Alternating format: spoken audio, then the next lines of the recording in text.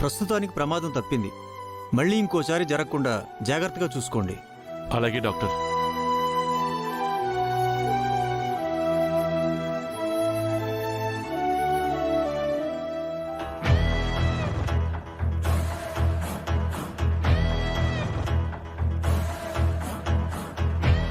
దేవుడి దయ వల్ల బాలగారికి ఏం కాలేదు. లేకపోతే బాలగారి పరిస్థితి ఏంటి?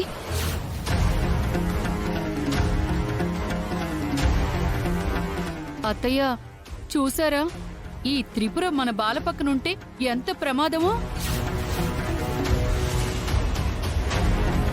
బామ్మగారు, నేను నిజంగా ఒకటే కాయిల్ వెలిగించాను.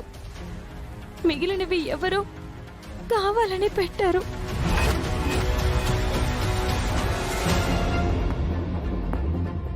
బావగారి మీద ఎవరో కావాలని కుట్రలు పన్నుతున్నారు. ఎవరో కాదు, మీ అక్కే. మా బాలని మేమంతా అపురూపంగా చూసుకుంటాం. ఈ మహాతల్లి ఇంట్లో అడుగుపెట్టిన వేళ విశేషం అన్నీ ఇలాగే జరుగుతున్నాయి. పిన్ని, బాబాయ్, వదిన ఒక్కటే వెలిగించానని చెప్తుంది కదా. తప్పు చేసిన వాళ్ళు ఎప్పుడు తప్పు చేశారని ఒప్పుకోర్రా.